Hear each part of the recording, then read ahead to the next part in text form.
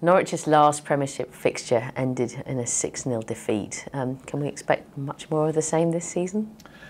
Quite possibly, although an interesting thing about that match, that was against Fulham in a match that they had to win to stay up, and they utterly capitulated, which showed mental weakness. And that's one thing that Paul Lambert has instilled in this team. The reason that they've come up from League One to the Premier League in 2 seasons, or one of the reasons, is great mental fortitude and a real winning mentality. He does seek to win matches all the time. He's not one to go out and try and grind out draws.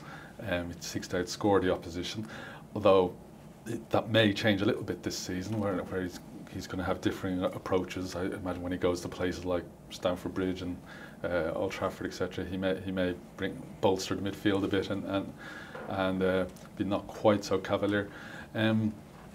But the thing is, if Norwich do get off to a good start, Paul Lambert, whose stock is already very high, he's on a rolling contract.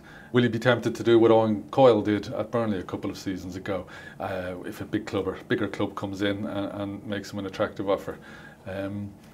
We don't know. That's one of the many unknowns about Norwich.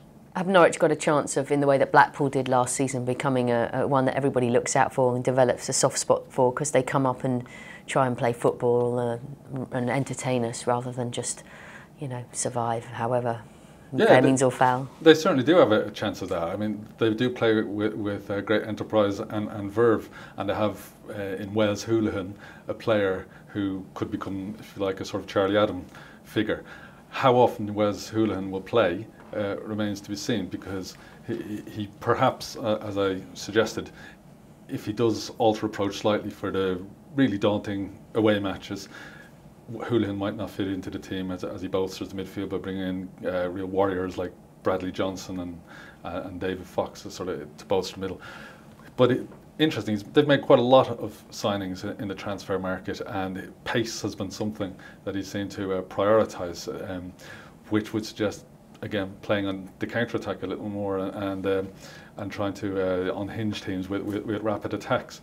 But all those signings have come from the lower leagues, and Norwich are a team that have very little Premier League experience.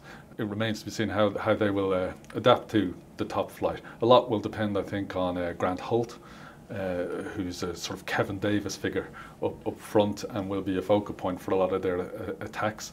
If he can keep the ball, and he's a very good finisher, if he can thrive off the service that these wingers will give him, then they have a chance of outscoring opponents. And I think they will need to, because I think defensively they may struggle. As things stand, they do not look particularly well equipped to keep out Premier League strikers on a regular basis. Have they got enough quality to hang on? No.